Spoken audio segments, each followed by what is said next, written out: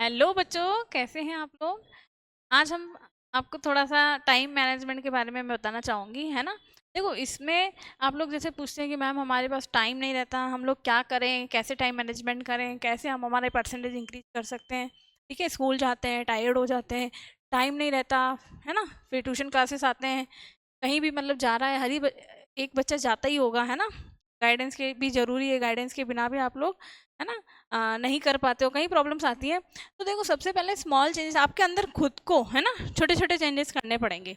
Small changes से आप क्या करेंगे, बिग डिफरेंसेस, है ना।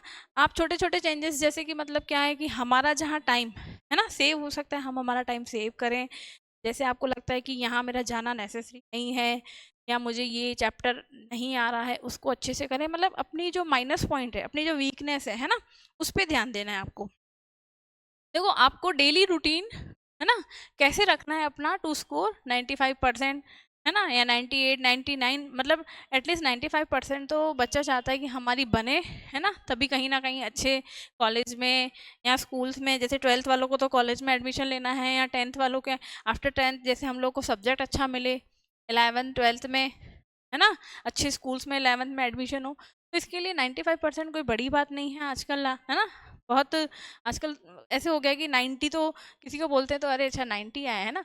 जबकि पहले अगर किसी के फर्स्ट डिवीजन भी बन जाता था तो बहुत बड़ी बात होती थी। तो देखो, 95% स्कोर करना है, आपका टारगेट ये है ना।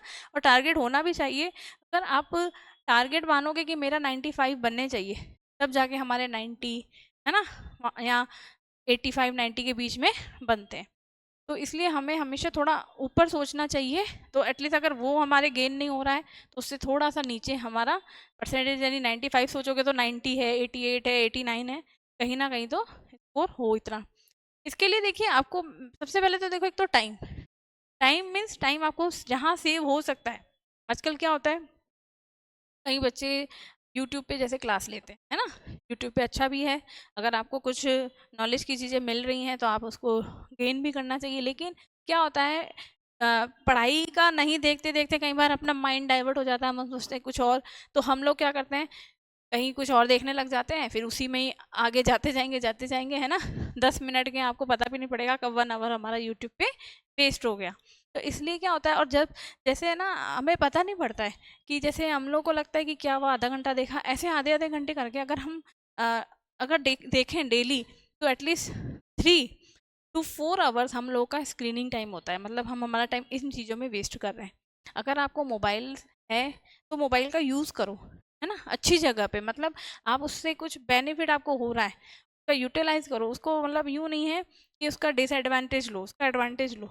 आपको अच्छी चीज़ कुछ सीखने को मिल रही है ना, जिससे आपको कुछ नॉलेज मिल रही है, आपका कुछ प्रॉफिट हो रहा है कि हाँ, इससे मेरे को ये सीखने को मिल रहा है, तो मैं ये देखना चाहिए मुझे, है ना। मतलब टाइम वेस्ट नहीं करना है। जहाँ आपको लग रहा है ना, कि मेरा टाइम वेस्ट हो रहा है, तो वो चीज़ आपको नहीं करनी है ना।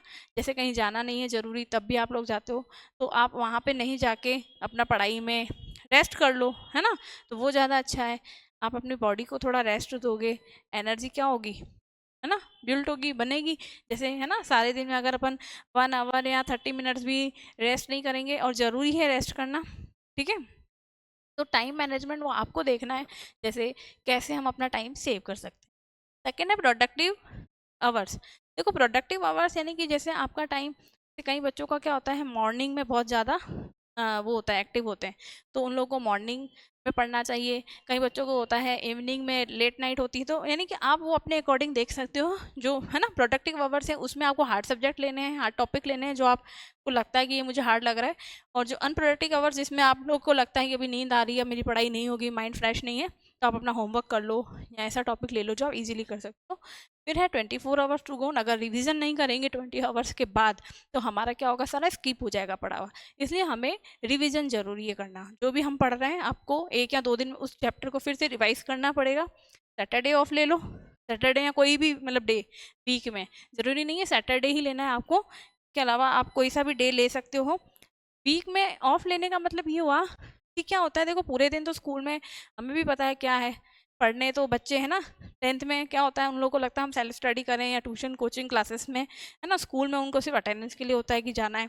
तो आप लोग एक डे मतलब ऑफ ले लोगे, तो उससे क्या होगा, आपका वो जो 6-7 आवर्स जो हम स्कूल में जाते हैं देते हैं, है ना, तो वो हमें घर पे मिलेंगे और हम उसका यूटिलाइज करेंगे।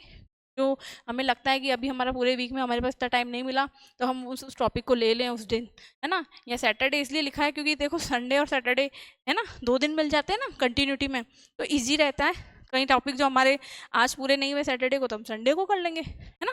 तो इसलिए Saturday off. Then physical health और डाइट, है ना, इसका बड़ा रोल है। अगर आप अपनी हेल्थ को नहीं देखोगे, डाइट को नहीं देखोगे, तो दिक्कतें हो जाएंगी। आपको अपना फिजिकल हेल्थ है, जैसे आपको एक्सरसाइज कर लो, 30 मिनट्स चाहे योगा कर लो, अच्छा खाओ, बोलते ना जैसा खाओगे वैसा ही सोचोगे, वैसा ही दिमाग होगा अपना, है ना, वैसे ही मन में अपने क्या आएंगे, थॉट्स आएंगे। इसलिए अच्छा अच्छा खाना चाहिए, अच्छे थॉट्स आए, अच्छी एनर्जी रहे अपने माइंड में, है ना, और बॉडी में। तो ये सारी चीज़ें हैं ना, ये छोटी छोटी चीज़ें हम इनको इग्नोर करते हैं, लेकिन इनको करने से क्या होता है कि हम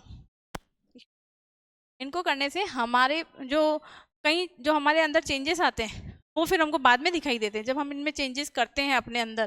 ठीक है, तो छोटे छोटे चेंजेस से बड़े डिफरेंसेस पे बन सकते हैं। और यही एक, ये तो है नहीं कि भाई हाँ भाई मैं बोल दूंगी 95 आ जाएंगे तो आ ही जाएंगे, है ना। आपको खुद की प्रैक्टिस करनी पड़ेगी, और खुद के अंदर आपको इतनी एबिलिटी करनी पड़ेगी कि हम हमारे, बोलते हैं ना, मन को कंट्रोल करने वाली बातें, है ना, हर चीज़ों पे आपको कंट्रोल रखना है। आपका एम सिर्फ पढ़ना है और पढ़ाई पे ही ध्यान देना है। आज के लिए ठीक है, इतना ही। Thank you.